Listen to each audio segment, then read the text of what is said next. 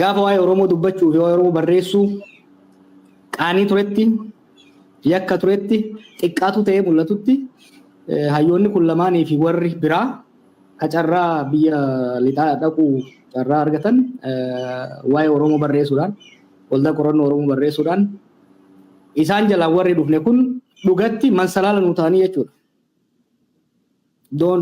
It's very important to recognize where we came from and those who paved the way for us.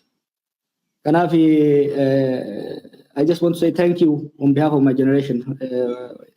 Isin lamaan dabalatee hayyoonni kun ijoollummaarraa kaaftanii hojii keessaniin producing knowledge.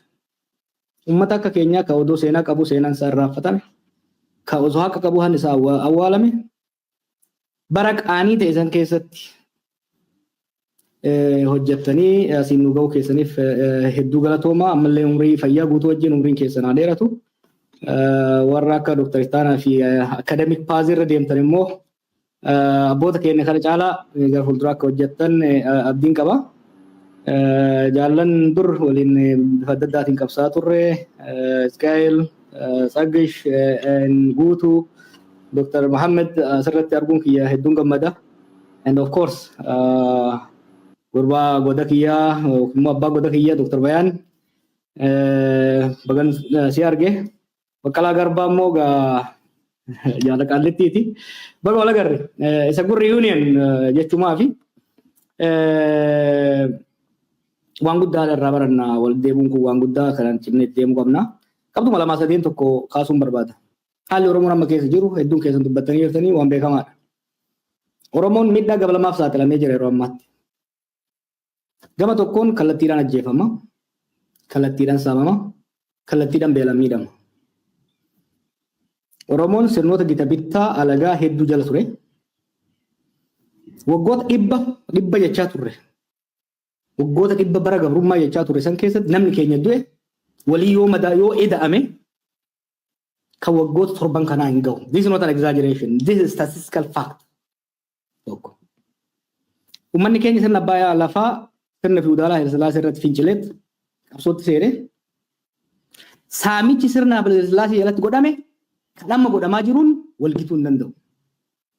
This is a statement of fact. Kallattiidhaan miidhaa, ajjeechaa, hidhaa, salphachuu takkaan argin jala seene gama diinagdeetiin material illee ugaa fudhanne saamamuu wanti amma biyya san keessatti by the way Oromiyaan addatti kan miidhaaf saaxilamte akka bara kanaan jiru. Gosa gibira dabalatee gosa saamichaa qonnaan bulaan kun kan milishaa, kan poolisii, kan paartii, kan gunaa buusaa gonofaa, kan bulchiinsaa, kan waajjira dhaabaa jedhanii irraa saaman naannoo biraa keessa jiru Oromiyaa malee. Yoon tarreesse namni guyyaa adii mana hidhaatii fuudhamee gabayaa keessatti kan rashanamu namni Itoophiyaa keessa bakka adda addaatti ajjeefamaa jira. Gaafiin hin jiru. Guyyaa adii ilmi namaa odoo uuu jedhu haadha duratti akka sargiititti kan rashanamu Oromiyaa keessa qofa Itoophiyaa keessatti warra. This is the special privilege accorded to Oromos today. Kuni waan miti namni jedhu I'm happy evidence idhaan mormuudha jechuudha. So miidhaa gama lama hoggaan jedhu gara tokkoon miidhaa takkaa irra hin gahin kallattiidhaan murna Oromoo keessaa bahee gateettii Oromoo irratti taa'ee aangoo qabate kanaan miidhaan takkaa saba kanarra gahee hin beekne gahaa jiru. Miidhaa lammataatiin immoo jira. Oromoo jala dawachuudhaan mootummaa Oromooti jechuudhaan saboota hunda ciniinee diinuumtu godheera. Warra Tigraayin wal fixee, warra Amaaraatti wal fixaa jira. Somaaleedhaan walitti bu'ee jira, Eertiraadhaan walitti bu'ee jira. Ummatoota kibbaa hoo nu wajjin cunqurfamaa ture yeroo dheeraadhaaf. Hattuuf waslaattaa isaan keessaa baate guuree aangoorra kaa'ee saamsiisaa, ajjeechiisaa, salphisaa jira jechuudha. Ummatoonni kun kan nu hubannu kana nuun arganii, kan nu miidhamnu kana nuun arganii, Oromootu hattuu nurra shuumee nu saamsisaa jechuudha. Kanaaf miidhaan lammataa maali? Duris diina qabaachaa turre gaafiin qabu bakka irraa kaane Profeesar Maammaffaan haasa'uu danda'an. Diinummaan dur garuu it was offensive. Nurratti dhiibamneet ka diinootte. Arra garuu maqaa keenyaan waan bu'aan qabneef waan dantaa Oromoo gara fuulduraatti tarkaanfachiisuu hin dandeenyeef. Bu'aa uummata Oromoo bal'aa dhiisiti. Bu'aa murna aangoorra jiruutu waan tarkaanfachiisuu hin dandeenyeef kaanii kaan tuttuqanii biyya keessa saboota hundaan walolanii Oromoos walolchiisanii. Ollaatti immoo biyyoota Somaaliyaa walola, Jibuutiidhaan walola. Keenyaadhaan wal gaarreeffannaa jira. Lola Suudaan keessa garee tokko seenee walola keessa jira jechuudha. Eertiraadhaan waloluudhaaf deemu. They have turned the whole region against us. Gama tokkoon nu ajjeesu nu saamu, gama kaaniin immoo bitaa mirgaan bahaa dhiyaan kaabaa kibbaan diina irratti uumanii jiran jechuudha. Kanaaf rakkoon akka Oromoo mudattee takkaa saba kana mudattee hin beektu. Kanaaf sirni kun rakkoo kana hunda waliin gahee irra caala badii fi dongoroo fi hojjeteen yeroo ammaa laaffatee gara qarreera gahaa jira. Yoo kan jabaannu taate rakkoo kana jala uummanni kun yookiin ba'aa yookiin ammaatti. Sirni kun yoo uummanni kunii fi hoggansi isaa waliigalee sirna kana akka isaa ta'utti ofirraa geggeesse kallattii isaa ta'utti ofirraa jigse bakka inni irraa jigeessan odaa dhaabbatee caayaa isaafis ta'u sabaa sablamii biraafis ta'u jaarrachuu danda'a. Callisee yoo eegu taate hoo maqaa saba kanaa mataa saba kanaa qabatee jiguudhaan saba kana fi biyya san balaa hamaadhaaf saaxiluudhaaf qarreera jira jechuudha. Maaltu nu barbaachisa? Akkuma hangafoonni keenya hedduun jettanitti yeroo ammaa tokko hoggansi mataa walitti qabatee muuxannoowwan kaleessa dabran muuxannoowwan biyyoota biraa irraa barachuudhaan akkaataa ce'umsi kun itti saffisuu fi akkaataa ce'umsi kun osoo hin butamiin, osoo hin daddaaqiin, osoo hadiidaan bahin dantaaf nagaa uummata keenyaa akkasumas kan biyya keenyaa eegsisuu danda'uun karaa qopheessuun barbaachisaadha. Maal jechuun jira? Ce'umsaaf yeroo adda addaatti wal qeeqaa turre. Ce'umsa bara 1991tti warri qeeqamaa ture jira. 1974tti warri qeeqamaa ture jira. 2018tti immoo warri ture qeeqamaa ture. Kana hunda cumulatively xiinxallee maaltu dongorre, maaltu hanqate, bakka hanqate akkamii guuttanna, akkamii jabeeffanna, ce'umsoonni biyyoota biraa hoo maaliif gufatan, maaliif milkaa'an, kan gufatan irraa maal baranna, kan milkaa'an irraa maal baranna jennee ce'umsa sadarkaa sadii baasuu barbaachisa. Tokko barii sirnichi kufu immediately harcaatiin biyyaa akka hin uumamne. Rakkooleen nageenya walitti bu'iinsi amma jiru kun akka hin hammaanne. Qaamonni fagoof dhihoo harka keessanii irra caalaa akka hin borcineef interim administration jaaramu irratti mataa walitti qabatanii balbala cufatanii karoora baasuu gaafata.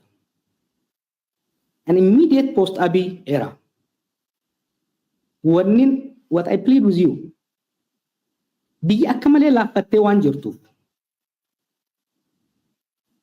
Biyya akka malee laaffattee dhukkubni hedduun keessa jiru waan taateef bariin namichi kun kutu ce'umsa qofaaf osoo hin ta'in itti fufiinsa saba kanaatiif fi biyya kanaatiif hedduu murteessaadha. So the next day maaltu ta'uu qaba? Bulchiinsa akkamitti jiraata? Jeequmsi akka hin hammaanne, walitti bu'iinsi akka hin hammaanne, wal shakkiin akka hin hammaanne, namni mataa akka walitti qabatuuf ammumarraa itti qophaa'uu gaafata. Sadarkaa lammaffaa the transitional period. The interim period, then the transitional period. Transitional period san keessatti sirna akkamii ijaaruu barbaanna? Oromoo jidduutti, uummatuma keenya jidduutti sirna akkamii ijaaruu barbaanna? Fuulduree akkamitti ilmaan keenya dhaalchisuu barbaanna? Sabaa sablammoota biyya keenya jiran wajjin akkamiin jiraachuu barbaanna?